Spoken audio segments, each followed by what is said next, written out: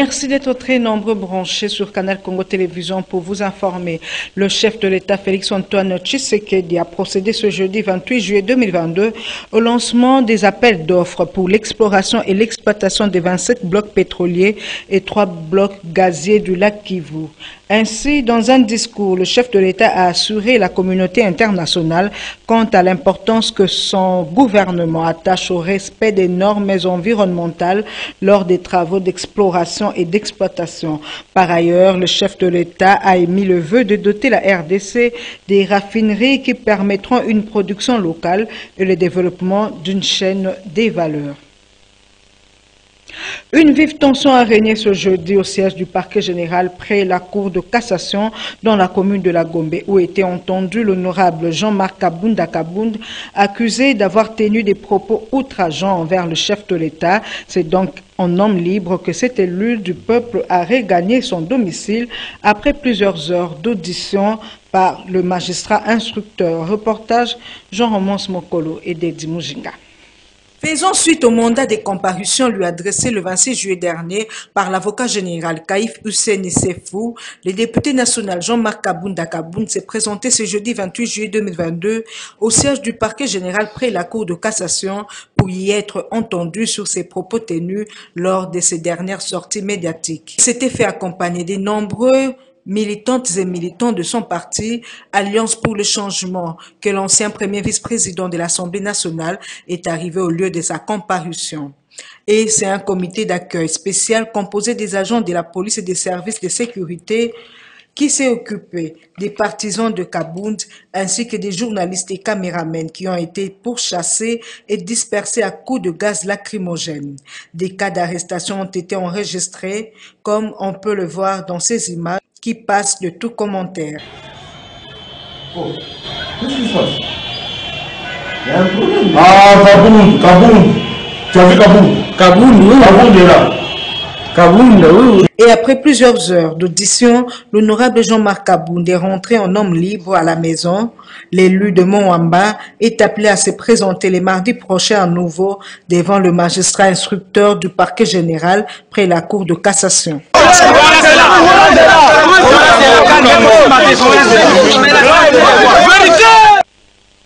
Ayant vécu les péripéties de l'audition de l'honorable Jean-Marc Kabound, le député provincial élu de Lingwala, Mike Mukeba, a fustigé le comportement de la police nationale congolaise qui a violenté les personnes qui sont venues assister à cette première comparution de l'ancien premier vice-président de la Chambre basse du Parlement. Ces propos ont été recueillis par Dedi Mujinga. Parmi les personnalités ayant accompagné l'honorable Jean-Marc Kabound lors de son audition au parquet général près la cour de cassation, on a noté la présence de Mike Mukeba Nkoso, député provincial de Kinshasa, qui a fustigé la répression policière contre les militants de l'Alliance pour le changement et les journalistes venus couvrir cet événement. Et hier, c'était encore un autre, je crois que vous avez suivi, qui a été pris dans la rue comme un malfrat. Pourtant, c'est un acteur politique. Celui-là, il est du PPRD, Jimmy Kitenge. Nous ne savons pas à qui le prochain tour. Nous sommes face à un régime répressif. Je dis bien répressif, je pèse les mots. Donc il faudra que les démocrates unissent leurs forces pour contrer, barrer la route à ce régime. Instrumentaliser, c'est peu. Elle est aux ordres. Elle obéit à un individu, à un système. Et c'est regrettable. Nous n'avons pas mené tout ce combat. Certains d'entre nous sont allés jusqu'au sacrifice suprême. Ils ont laissé leur vie pour qu'un jour un individu vienne prendre le dessus sur la justice. Donc le combat reste à faire. J'ai l'impression que nous n'avons jamais combattu. En tout cas, quand vous voyez les choses, comment elles se passent au Congo. Mais nous sommes déterminés. Nous ne nous plaignons pas. Nous avons l'habitude de ce genre de combat. Nous en avons vu d'autres avant. Ça ne nous impressionne pas. Il est sûr au moins que le Congo sortira de cette impasse, de cette mauvaise passe. Il est sûr que nos enfants, que demain, nous vivons dans un pays de totale liberté. C'est ça ce combat-là. Et j'ai beaucoup aimé le courage, et même admiré le courage du président Jean-Marc Kabound, qu'il soit allé jusque là où il est allé, mettre toutes ces vérités-là sur la place publique pour qu'enfin les Congolais sachent ce qui se passe en réalité et qu'ils se libèrent de ce pouvoir oppressant. Je dis bien oppressant. Oppressant. Et puis, manifestation hostile à la MONUSCO en République démocratique du Congo, le Premier ministre Jean-Michel Sama-Lukonde a présidé une deuxième réunion de sécurité pour évaluer les dégâts causés, faire le point de la situation globale et réitérer l'appel au calme. Le compte rendu de cette réunion avec le porte-parole du gouvernement, Nadine Tchochigombo, nous en parle. Suite aux manifestations de la population réclamant le départ de la mission de l'Organisation des Nations Unies pour la stabilisation de la République démocratique du Congo dans le Nord Kivu, le Premier ministre Jean-Michel Sama-Lukonde a présidé le mercredi 27 juillet à la primature une deuxième réunion de sécurité pour évaluer entre autres les dégâts causés, faire le point de la situation globale et enfin réitérer l'appel au calme. Réunion à laquelle ont pris part le vice-premier ministre en charge de l'Intérieur, Sécurité, Décentralisation et Affaires coutumières, le vice-premier ministre en charge des Affaires étrangères, le chef d'état-major général des FARDC, le commissaire général de la PNC, ainsi que le ministre de la Communication et Médias. À en croire le porte-parole du gouvernement, il a été question d'évaluer une fois les dégâts causés au terme de ces manifestations et de faire le point de la situation globale. La suite de la réunion qui s'est tenue hier, vous savez que hier le Premier ministre chef du gouvernement a réuni quelques membres du gouvernement avec la direction de la mission des Nations Unies en République démocratique du Congo pour faire le point de la situation consécutive aux manifestations observées dans la ville de Goma et qui a gagné Butembo. Donc il était question aujourd'hui d'évaluer encore une fois les dégâts causés au terme de ces manifestations et de faire le point de la situation globale. L'événement principal malheureux qui est à signaler aujourd'hui, c'est des manifestations qui ont eu lieu à Uvira et qui malheureusement ont conduit à la mort de 4 compatriotes par électrocution parce que à l'approche d'une base de la MONUSCO, les casques blancs ont tiré en l'air et les coups de feu ont touché un poteau électrique et un câble s'est déchiré et malheureusement des personnes ont été électrocutées, ce qui a causé 4 morts. C'est l'élément nouveau, mais pour le reste, c'est une réunion qui a permis aussi de faire le point de la situation globale et de réitérer l'appel au calme qui a été lancé à toute la communauté parce que il ne faut pas qu'on se trompe d'ennemi.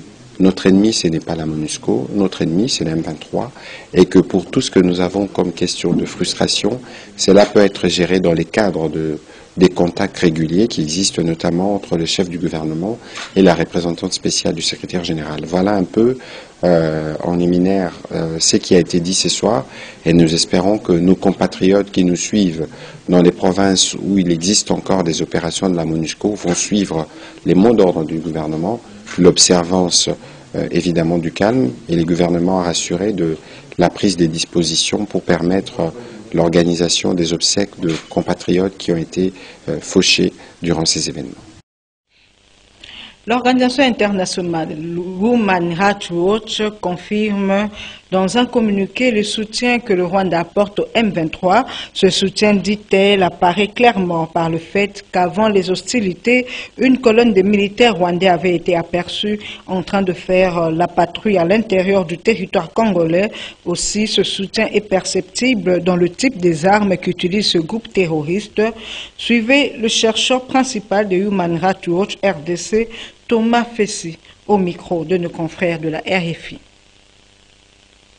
Nous avons documenté des meurtres délibérés qui constituent donc des crimes de guerre selon les lois de la guerre que sont les conventions de Genève. À Rouvoumou, le 21 juin, les rebelles du M23 ont sommairement tué au moins 17 civils suite à de violents combats dans la zone. Les combattants accusaient les civils de livrer des informations sur leur position aux soldats de l'armée régulière. Le 1er juillet, à Rousseke, la tuerie se passe dans une maison où les rebelles avaient rassemblé tout un groupe de personnes, leur disant qu'ils y seraient mieux protégés. Mais là, au moins 9 personnes ont été tuées sur place.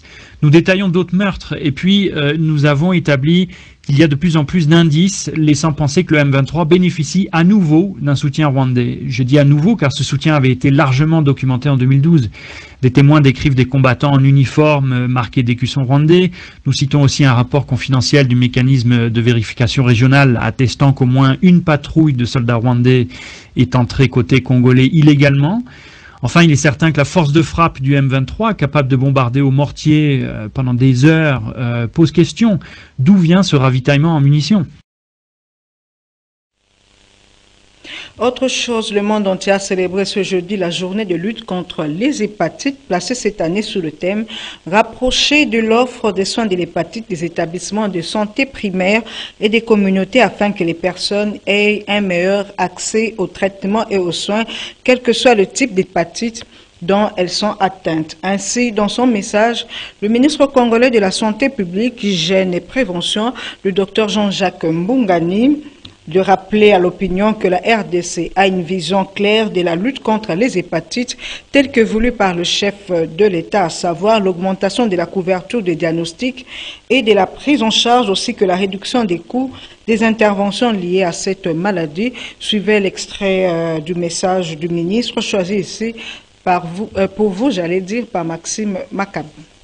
Chers compatriotes, la République démocratique du Congo, à l'instar de la communauté internationale, célèbre ce jeudi 28 juillet 2022 la 12e édition de la Journée mondiale de la lutte contre les hépatites. Instituée en 2010 par l'Organisation mondiale de la santé, cette journée vise à attirer l'attention de la communauté internationale sur la menace que représentent les hépatites pour la santé publique dans le monde et inciter les États à combattre ce fléau.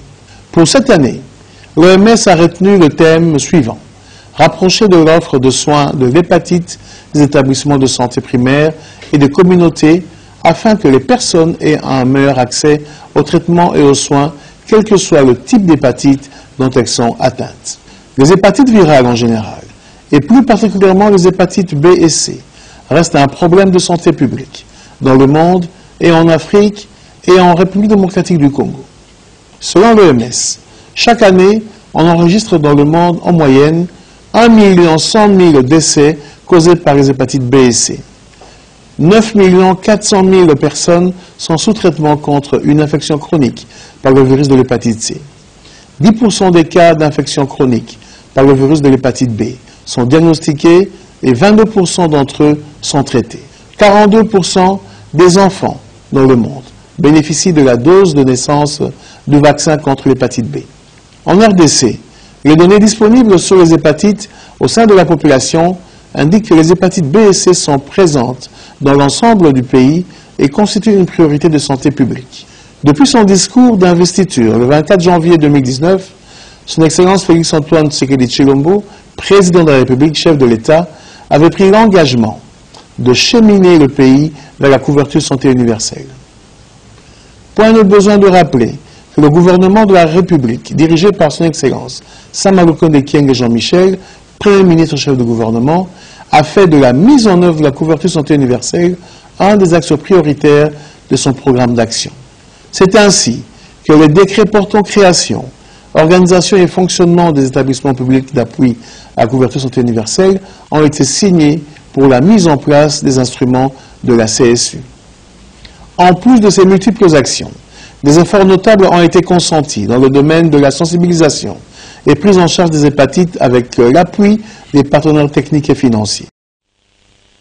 Et puis cette bonne nouvelle pour les usagers du rond-point Victoire. Plus question de se bousculer du côté de la station Ingène pour circuler.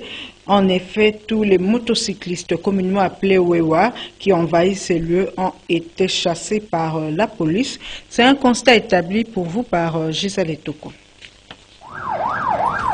Cette décision de la police de chasser les motocyclistes qui envahissent la place Victoire, surtout du côté de la station Ingène, est saluée par les passants qui ont toujours eu du mal à circuler suite à l'embouteillage qui est créé par ces véhicules motorisés garés sur place, créant ainsi les embouteillages. Je suis très content du travail fait par les autorités. Mais je me demande, il fallait quoi pour avoir cet environnement? Devons avoir des autorités qui sont clairvoyants. Quand on dit gouverner, c'est prévoir plutôt.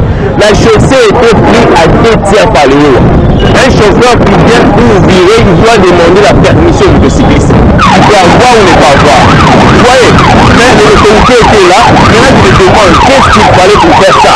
Donc, vous voyez, la région qui va travailler comme ça, dans notre pays, je pense que c'est la suivi. Vous voyez, ils verront un moment, ils vont abandonner. Et puis la situation va revenir. Ce n'est pas ça gouverner. Nous devons avoir des autorités qui sont clairvoyantes. Et un peu pénaliser ce qu'on a voté comme un héros, parce que c'est poli, ndenge balabala etikali na polele.